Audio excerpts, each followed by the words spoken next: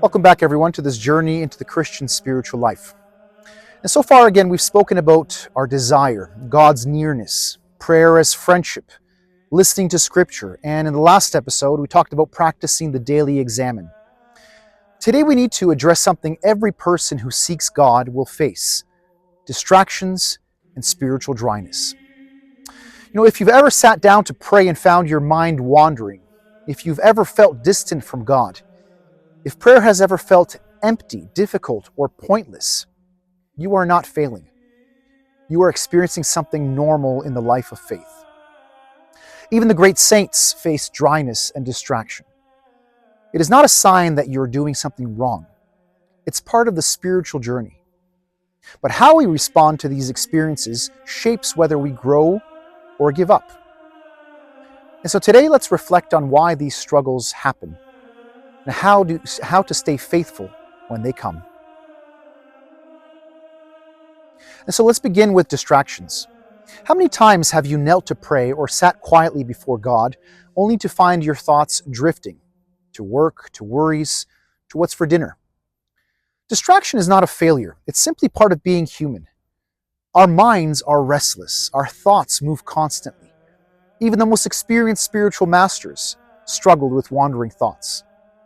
Saint Teresa of Avila humorously described her mind as a wild horse, constantly running away during prayer.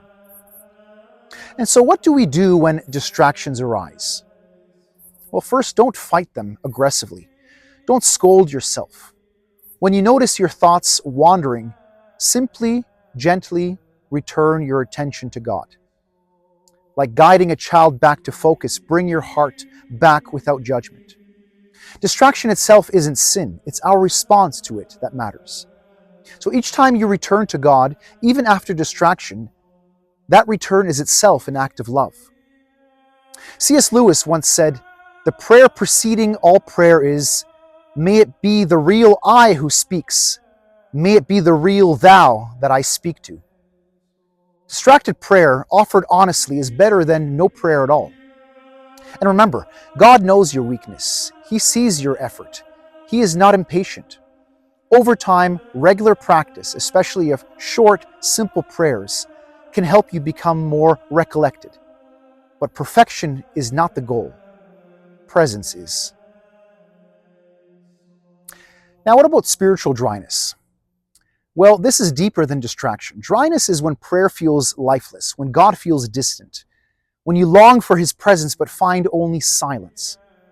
If this has happened to you, take heart. You are in good company. St. John of the Cross spoke of the dark night of the soul, a season when God withdraws the sense of His presence, not to punish us, but to deepen us. In the early stages of the spiritual life, God often gives us consolations, feelings of peace, joy, a sense of closeness. But as we grow spiritually, He may remove these feelings to teach us to love Him not for the comfort He gives, but for Himself. Imagine a parent teaching a child to walk. At first, the parent holds the child constantly. But as the child grows, the parent steps back, encouraging the child to walk on their own. The distance is not absence, it's growth. And so in spiritual dryness, God is drawing you deeper. He is teaching you to trust not your feelings, but His faithful love. This dryness is not abandonment. It is invitation. St. Ignatius of Loyola gives practical guidance for these times. Do not change your spiritual practices.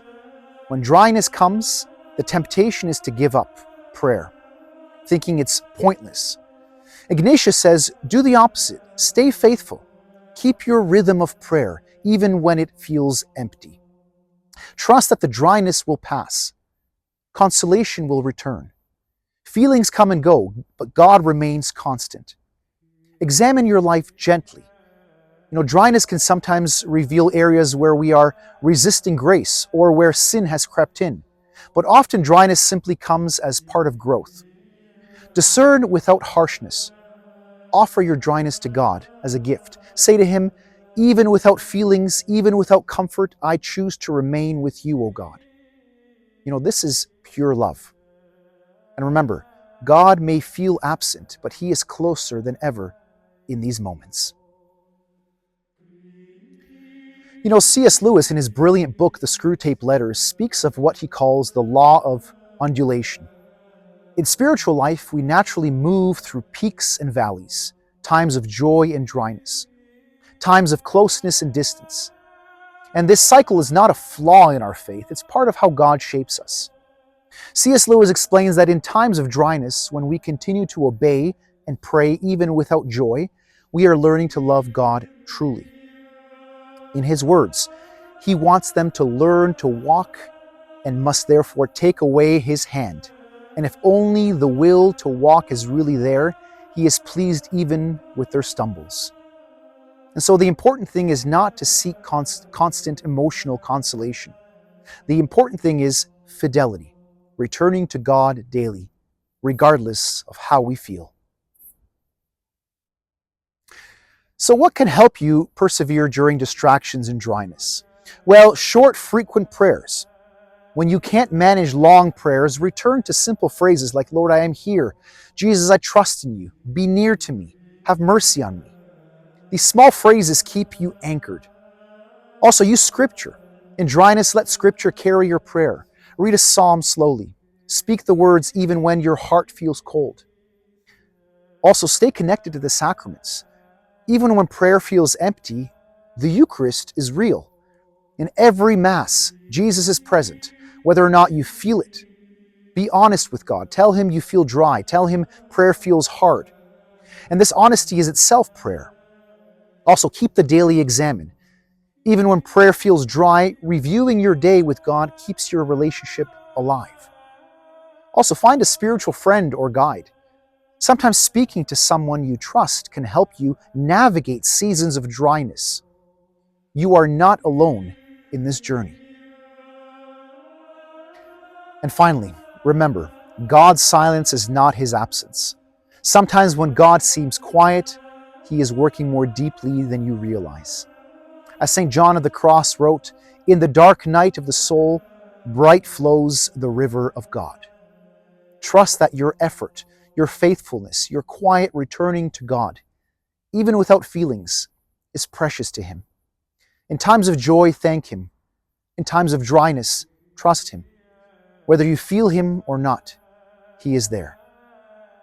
And so the next episode will explore an essential tool for navigating these ups and downs, which is called the discernment of spirits. We'll learn how to recognize the movements of the soul that draw us closer to God and those that pull us away. But for now, remember, spiritual dryness is not failure. Distraction is not defeat. Continue, trust, stay faithful. For the God who seems hidden is the God who holds you even now. God bless you, and I'll see you in the next episode.